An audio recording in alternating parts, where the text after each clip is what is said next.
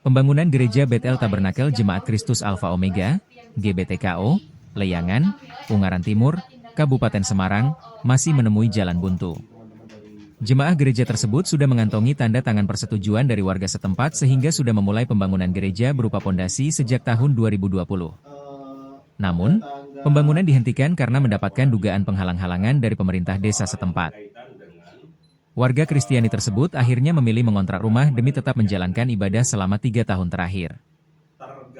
Sebagai pendeta atau pembina sidang gereja GBT Kristus Alfa Omega Leyangan yang akan mendirikan gereja, mau menyampaikan kronologi dari kisah pengurusan izin pendirian gereja kami. Jadi kami sejak tahun 2018 itu sudah memulai melakukan sosialisasi kepada warga sekitar. Kami tinggal di perumahan Delta Asri 5, Leyangan Ungaran Timur, dan kami ingin bangun gereja di depan perumahan Delta Asri. Dengan kondisi lingkungan itu di depan Delta Asri itu tidak ada rumah, jadi hanya perumahan Delta Asri, seberang jalan itu masih tanah kosong.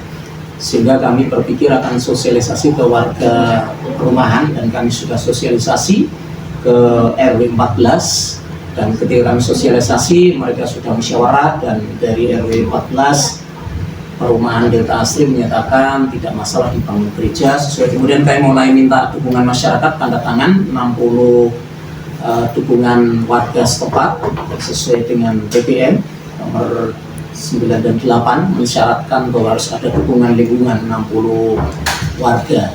Dan juga kami mengumpulkan tanda tangan dan KTP jemaat sebanyak 9 minimal 90, kami ada 106 tanda tangan jemaat. Kemudian karena sudah ada tanda tangan lingkungan 60 warga dengan juga 90 pengguna jemaat, maka kami mulai membangun dengan sambil mengurus perizinan. Tetapi pada tahun 2021 bulan Januari ternyata kepala desa memberi surat supaya kami pembangunan dihentikan karena belum ada izinnya.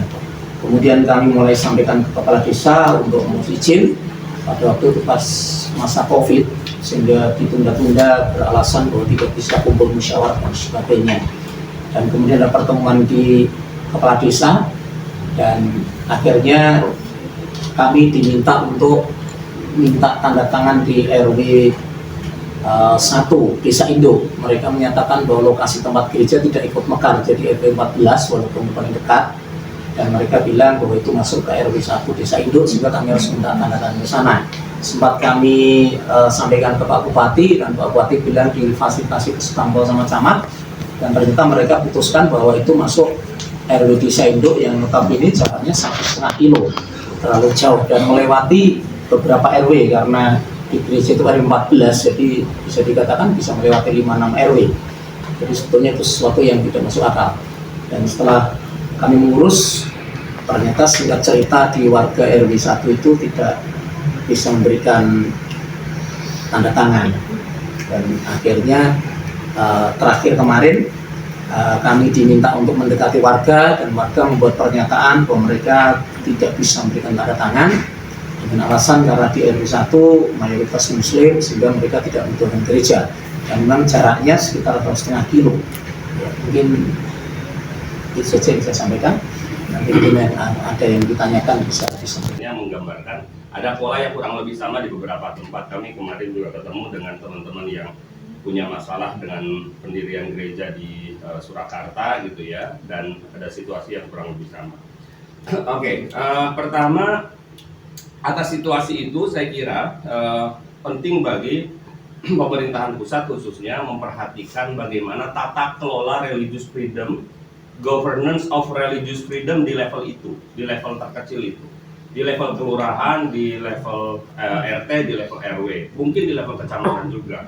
Apakah pendirian FKUB itu salah satu solusinya? Tidak selalu sebenarnya, tapi oke lah kalau misalnya ada inisiatif dari FKUB provinsi atau FKUB kabupaten untuk mengembangkan ya jangkauannya sampai di level kecamatan, ya itu sebagai solusi struktural ya boleh saja gitu. Tapi yang lebih penting sebenarnya adalah memastikan bahwa tata kelola kebebasan beragama di level-level itu bisa terjawantahkan.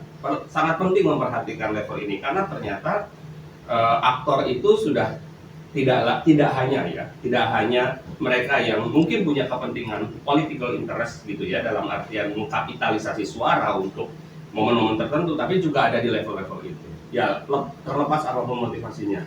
Yang kedua, saya mencermati ada semacam gini, ada politik penundaan untuk pemenuhan atas hak kebebasan beragama. Nanti dulu deh ya Pak, jangan bangun dulu gereja karena ini lagi pilkades. Nanti ya soal pembangunan gereja kita hold dulu, karena gimana kalau setelah pilpres, gimana kalau setelah pilkada.